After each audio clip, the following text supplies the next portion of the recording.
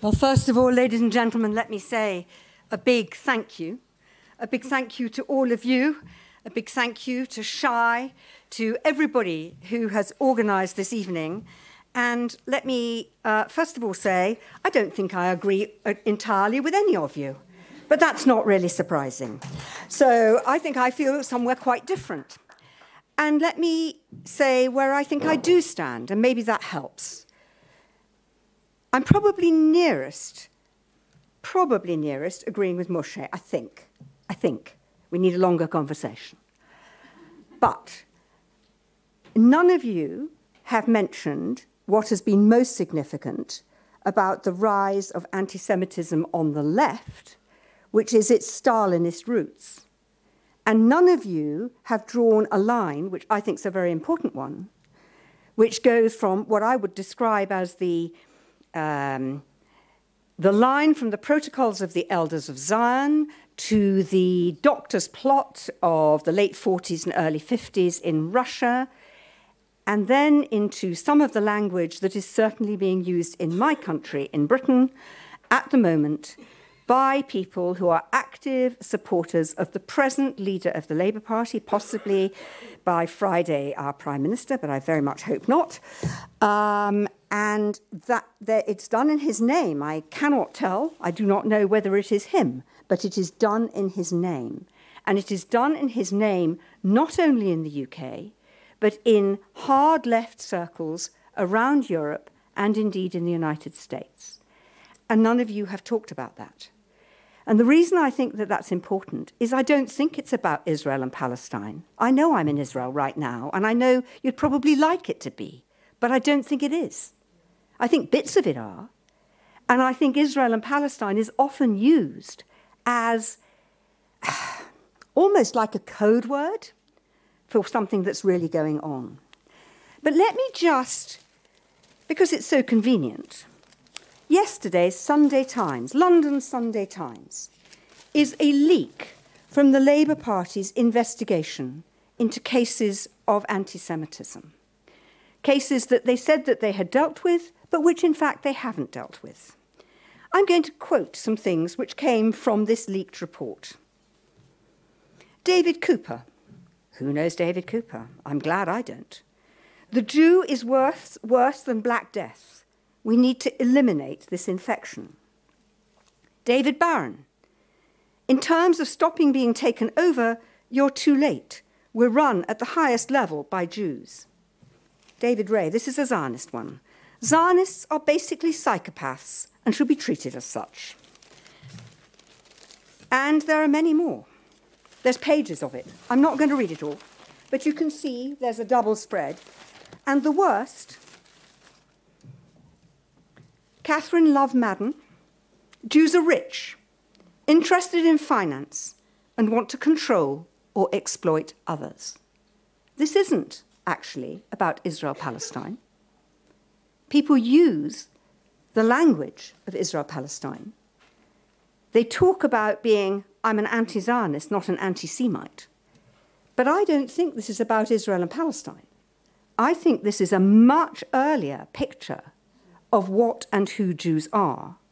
And I think it's that, and we have a very strong Stalinist part of takeover of the Labour Party. I grew up in the Labour Party.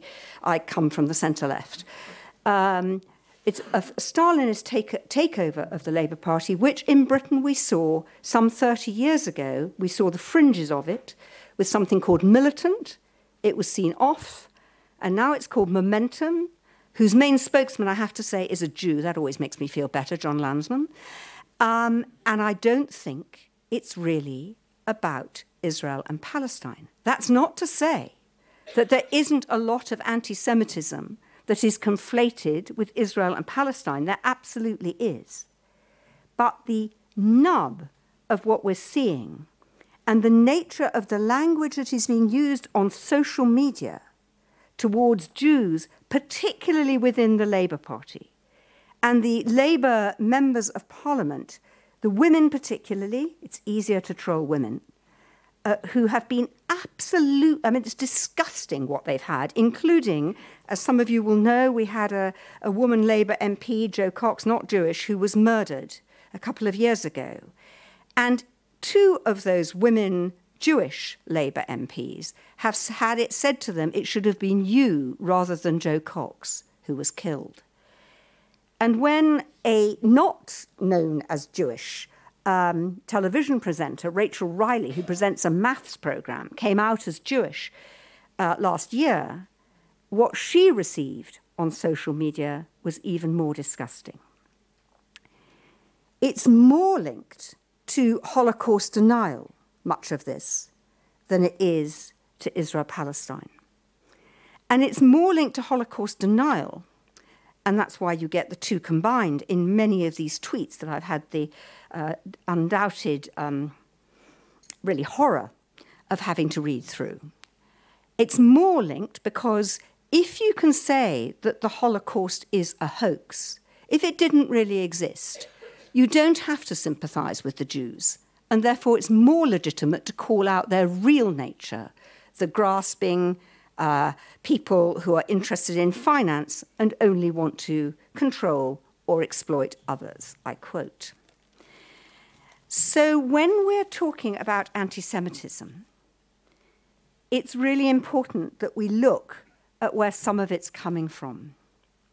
I think the UK is different from what's going on in Germany, although I think what's going on in Germany is very disturbing, and I'm a very recent German citizen as well as a British citizen, about to get my German passport. And you may ask why, if that's the case, but the reason is Brexit. And also, they took it away from my mother, and I'm bloody well having it back, thank you. So there's a kind of bit of that there. But it's different from Germany. It's different from France, so there are real parallels. But what we're seeing in Britain and what we are also seeing in some other countries, a little bit in the Netherlands, a little bit in Australia, is something about a Stalinist view of the world that is reflecting back to a bit of history, particularly the Doctor's Plot, which was so disgraceful immediately in the wake of the Holocaust. So what I want to say to all of you is this. I'm not an expert. I'm not a historian. I'm just an ordinary jobbing rabbi in London. I wrote the book because people kept on coming up to me and saying, is there really anti-Semitism in the Labour Party? And eventually, after the 30th time or so of saying, yeah, you know, actually there is, I thought, well, there are all these people who don't understand about it. And I think I'm going to try and write it in fairly simple terms as a light read. I hope you thought it was a light read. As a light read, because I want to try and explain it. And in order to explain it, you do need to explain the history. Now, I haven't got it all right, and I certainly haven't got all the sociology right. And I'm with you that the IRA definition is not the best definition in the world, and it's too loose. It is indeed too loose, so it doesn't help you in many cases, but it is, I suppose, the best we've got at the moment. But what we have, and there we do all agree, is anti-Semitism being weaponized in different kinds of ways. Until 2016, when people in my congregation said, you know, there's an awful lot of anti-Semitism about, I said, oh, come on, it's nothing. And such as there is on the right. It's not on the left. And if you want to know what to be really frightened about in the UK, it's anti-Semitism still on the right and not on the left, because that's where violence comes from. But that has changed, and it's changed very dramatically. And what we have is anti-Semitic ideas more commonly floating around within the population. It is impossible to measure. It's undoubtedly impossible to measure. But those who've had the best go, and that's particularly Daniel Stetsky at the Institute of Jewish Policy Research, have come to the conclusion that if you were looking at regular measures through quite detailed polling, you'd probably say that real anti-Semitic ideas are probably no more prevalent than in between 2 and 5% of the UK population, really quite small. And most of that will probably actually be on the far right, not the far left. But, and this is what's significant, some anti-Semitic ideas can be found in something going up to 30% of the population.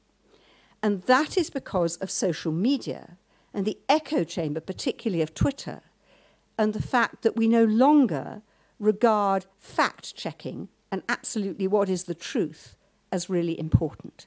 So the echo chamber where somebody says something and then somebody else reads it and somebody else says something and then they repeat it makes it more common to find one or two of these anti-Semitic ideas in the population.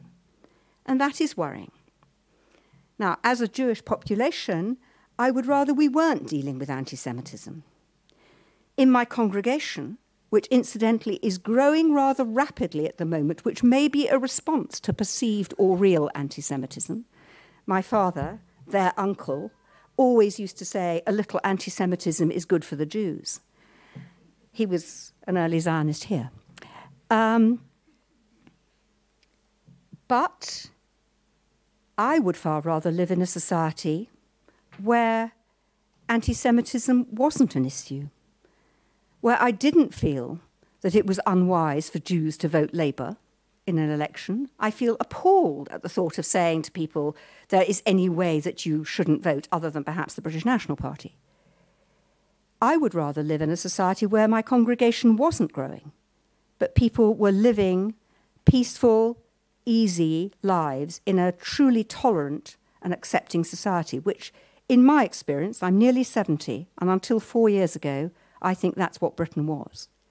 So what I would say to all of you is, I completely accept that there are lots of different definitions, but what we're seeing in my country and in some other countries, and Trump may be partly responsible, I don't disagree, and Bibi Netanyahu's policies are almost certainly partly responsible, I don't disagree either. But what we're seeing is not really only about that. It's about something quite else, and it's something much more primitive. And it's an image of the, almost like the ewige Jude, the eternal Jew, the one who's always out to either wandering or getting your money, or preferably both. And I think that that is seriously disturbing. Now, I do believe it will end, and I do believe that Britain will once again become the tolerant country that I love. But this has been scary, and this is Stalinist, and don't make any mistake, it isn't about Israel and Palestine.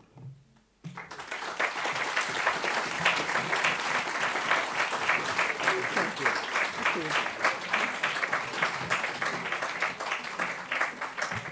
So I thank Van Leer, I thank the speakers, I thank you very, very much, Julia, for the book, for gathering us, for discussing it, and also for your last remarks. Thank you very much.